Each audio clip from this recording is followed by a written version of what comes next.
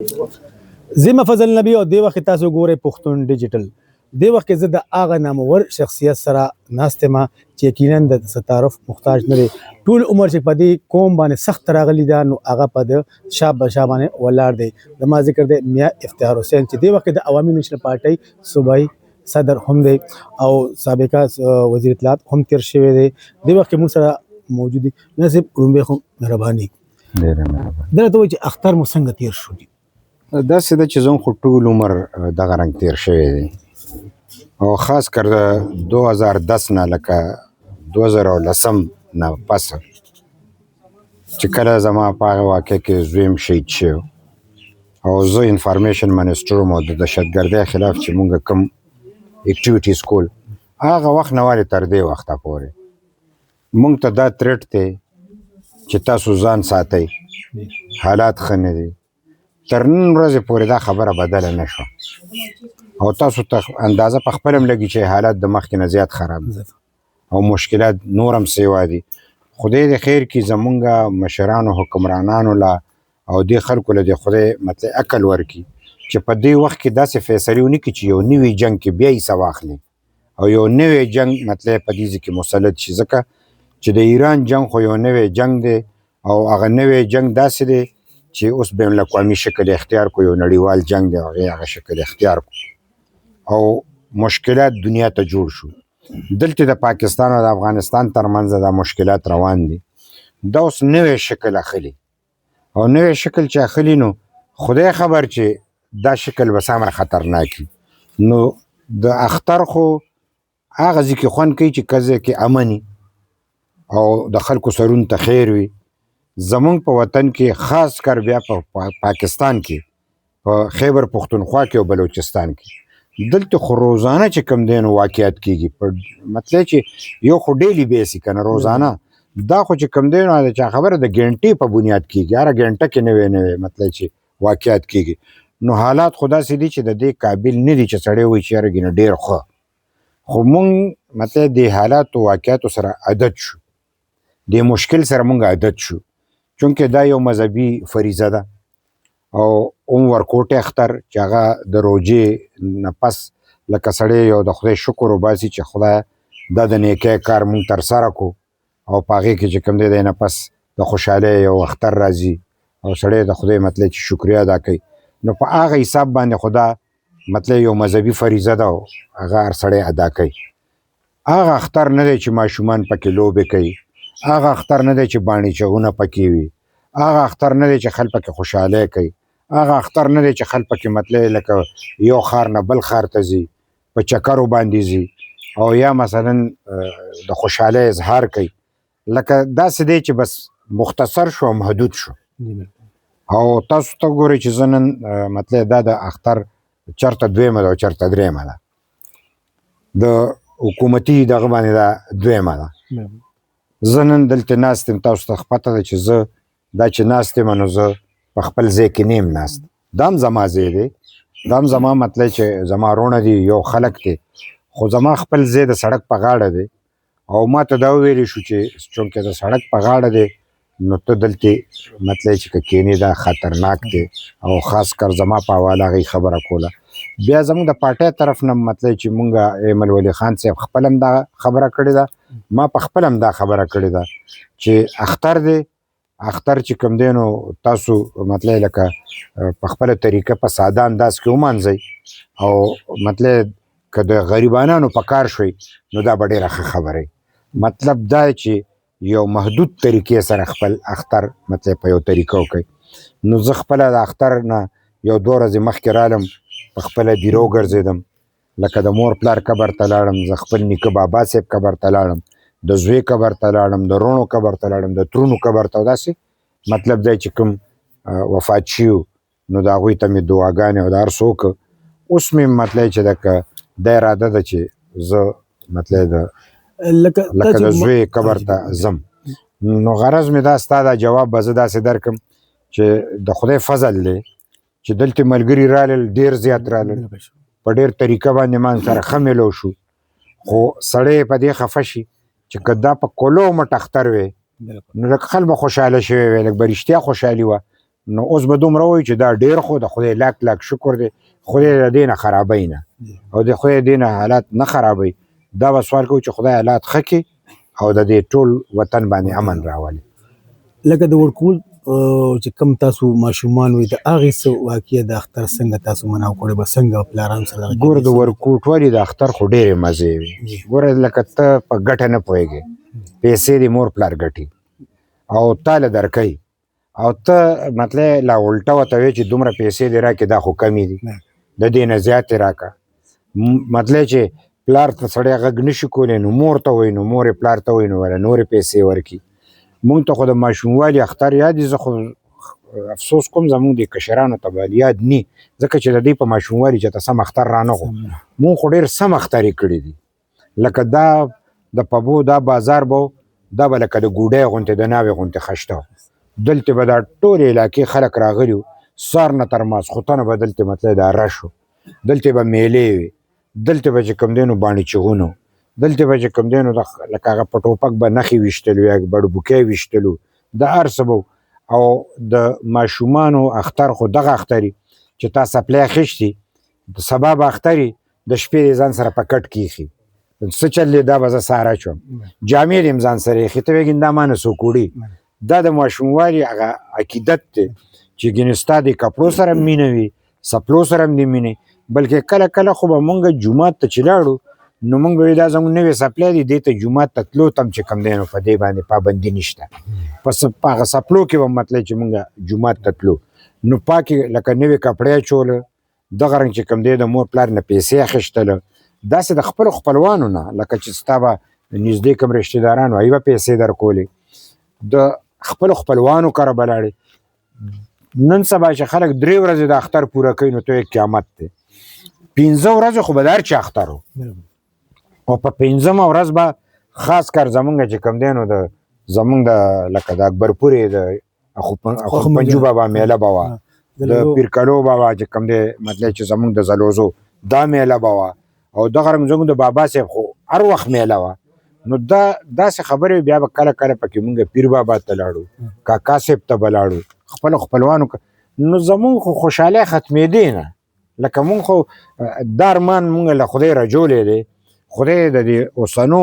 هلکانو ته مطلب چې خدای داسې وخت وښی چې دوی په رښتیا اختر وکړي دوی رښتیا خوشحالي او مور پلار به راته خوشحالېده مور پلار به راله د ځان نه پیسې راکولې خپل خپلوانو به راکول اوس خو دومره ګراني شوه چې د اختر سود سودا کور ته څوک نشي راوړی نو ماشومان له به سوالې ایله به کپړې سوالې او بیا سړی وایي چې دا ماشوم زه د کور نه بار لېږم د ده سر ته به خیر یو که به خیر نی نو بالکل دا چې تا کومه خبره وکړه نو مونږ ډېرې خوشحالۍ په دې وخت مطلب چې تاسو ته زه ووایم چې تاریخي خوشحالۍ هم کړي دي او بیا به هغه ورځو کې بلیک اینډ وایټ ټي وي چې تازه تازه راوتی و په دا 64 کې زه خبره کوم 64 په 64 کې هغه راوته دا بلیک اینډ وایټ و په هغې کې بیا چې ډرامه خوله نو دا ټول پاک مالت به راجمع او د اتوار په شپه باندې به فلم ښه نو په هغه شپه باندې به چې چېرته چا کره ټي وي نو دومره رش به تا به وګینې ځکه چې بې ټکټه سینما وه نو هغه بیلو بیا بله خبره زه د کشرانو ته وکړم چې اوس هغه نشته دی سرکس به لګېدو سرکس به چې کوم دی نو زموږ د دې پبو بازار کې به لګېدو او لږ کیراني سرکس ډېر مشهور و دا یو ټوله شپه باندې راګانې وې او دا مستی به وې اوس چې کوم دی دا خبره ډېره محدود شوه سره د دې چې ماحول هم بدل شو اوس هغه ټي وي نشته دی نو اوس کور په کور ټي وي دی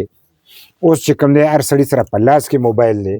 په موبایل کې ټوله دنیا را دننه شوې ده اوس د هر سړي په لاس کې ټوله دنیا ده موږ به وایو ګلوبل ویلیج دی دا دنیاوي کلی دی اوس رښتیا د هر سړي په لاس کې کلی دی خو زمونږ په وخت چې کومه خوشحالي وه دا په دې وخت کې خوشحالي نشته بلکې اوس هره ورځ سړی پاسي نو د غم تپوس کوي دماکه شوې ده که نه مطلب دی چې هسپتال ته څوک تللی څوک نه تللی مړی د چا شوی دی نه دی شوی نو دې کې شک نشته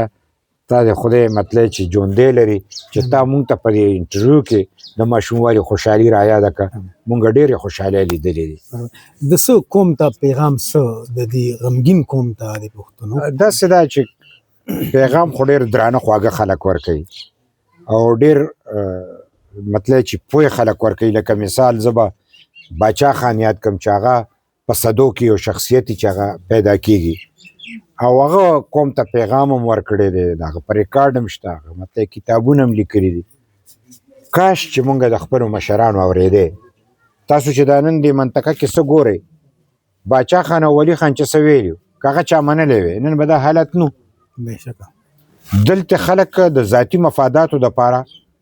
مطلب یې چې نه خدای مني او نه رسول مني د مفاداتو سودا وکړي او قوم چې کوم دی هغه تباه او برباد کړي نو پیغام خو زه نشم ورکولی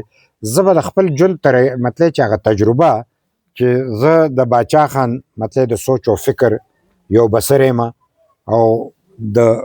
ولی خان غونتې عظیم سړی چې کوم دی نو هغه د باچا خان هغه کوم چې کوم